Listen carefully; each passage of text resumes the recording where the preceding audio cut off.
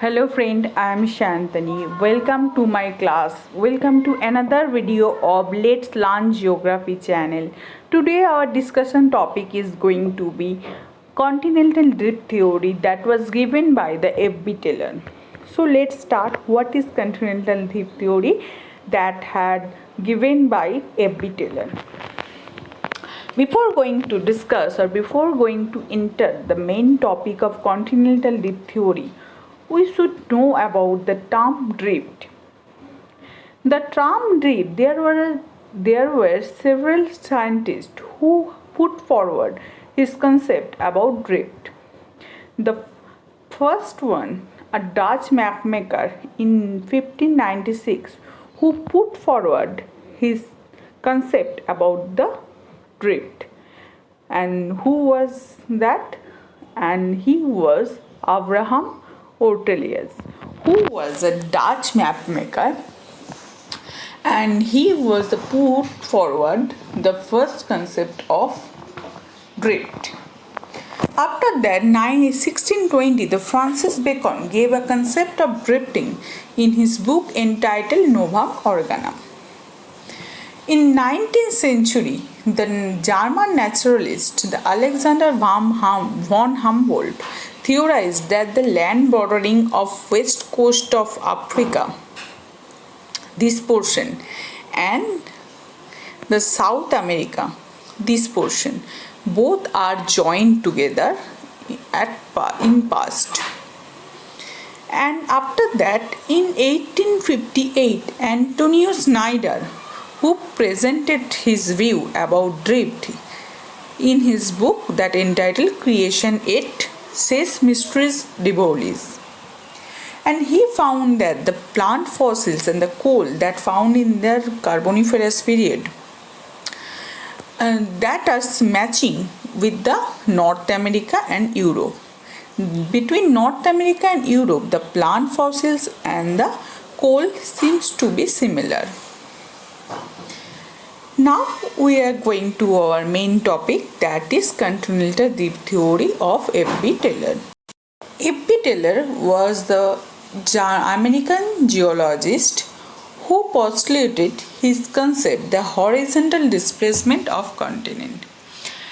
Actually, he assumed that the continents are moved horizontally, and he gave his concept in the year of 1908. But it could not be published in the year 1910. The main aim of his hypothesis was that the problem of the origin of folded mountain in Tertiary period. Actually, he tried to solve the problem of distributional pattern of Tertiary folded mountain. But the Taylor concept was to be the first attempt in the field of continental drift. That's why the Taylor concept is so much important. He found a problem between the north-south arrangement of Rocky and Andes in the west margin of North and South America. Here is this picture. There is the Rocky Mountains situated and Andes is here, and their direction is north to south arrangement. And the west to east extension of alpine mountain, that the Himalaya Alps, that poses serious problem which need to be carefully explanations. That Himalaya is here, which is west to east direction. Why they all are folded mountain, then why their arrangement is different? And Taylor tried to find out the answer of this question, but he could not find any help from the contraction theory to explain the distribution of tertiary folded mountains. Hence he propounded the drift or displacement theory. According to Taylor, the continent moved towards equator. He said that the all continent that moved towards equator, and the main driving force was the tidal force. He mainly focused on the tidal force, and according to Taylor, the continents are displaced into two ways. One is equator movement, another is westward movement. And the equator and the westward movement of the continent, the main driving force responsible for this movement was tidal force of the moon. And Taylor started his concept from the Cretaceous period. We already covered the geological time scale in another video, and you will find in my playlist. Just go and check this, and you will understand the geological time scale in very simple words. According to him, there are two landmasses during the Cretaceous period. One is Laurasia, another is Gondwana, and they are both located in the north and south pole. So this is our Earth, and that is Laurasia, that is Gondwana. They are situated north and south pole. Further, he assumed that continents were made of shale, which was practically absent in the oceanic crust. Laurasia, which start moving from north direction, and Gondwana start moving towards equator from south pole. So Laurasia start moving away from the north pole, and Gondwana start moving from the south pole. And they started moving due to the tidal force. Due to the tidal force, they started moving. This movement of landmass resulted into a tensional force near the North Pole and South Pole, and which caused the stretching, splitting and rupture in the both landmass.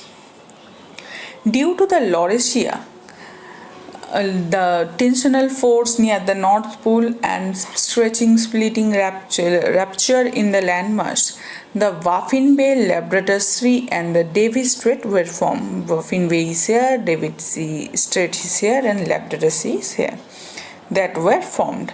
And due to the displacement of Gondwana land, the Great Australian Bight and the Ross Sea formed. And Arctic Sea formed due to the Greenland and Siberia. So if this is I forgot to attach the picture. So Arctic Sea was formed between the Greenland and Siberia due to the equatorial movement of Laurasia. Atlantic Sea, Indian Ocean, both are supposed to have formed because of filling of gaps between the drifting continent of water. Taylor assumed that landmass began to move in form of lobe. Lobe means a piece of land. And thus the mountain and island arc were formed in frontal part of the moving lobe. And after observing this situation, he found out that the Himalaya Caucasus Alps were considered to form due to the equator movement of Laurasia and Gondwana from north and south pole. Due to the movement of Laurasia and Gondwana towards the equator, due to the tidal force, the Himalaya Caucasus Alps were formed, and Rocky and Andes were also formed due to the western movements of landmass. That's why they are formed in the north-south arrangement. Rocky and Andes, and the Himalaya Caucasus Alps are west to east direction. West to east direction, north to south direction is Rocky and Andes. And this is all about the theory of continental dip theory, but there was some criticism of the continental dip theory by A.B. Taylor, that Holmes said that neither tidal force nor any external force were there to drifting the continent. Main force that worked or that act on movement of the continental dip theory came into the interior of our earth. And the mode of drifting that was suggested by Taylor has been erroneous, because the aim of the Taylor was to explain the origin of the folded mountain during the Tertiary period. Hence he made continent move towards a very large scale. but some of the sort of horizontal movement of the landmass was essential the origin of the mountain, and the displace of the landmass up to 32 to 4 for 64 kilometer is enough. But he said that the movement of continents act on the large scale. If it was happen, then the movement or the rotations might be stopped within a year. That's why it is in the mode of drifting by trailer was erroneous. But this is the most important theory, and it is considered to be the first continental first concept. It is the most important theory. This is considered to be the first attempt of continental drift theory. That's why this is very important theory. And thank you for watching. If you have not subscribed my channel, please subscribe my channel and press the like button, that you will get the notification of our new video. And new video is coming soon. Stay positive, stay kind. Thank you.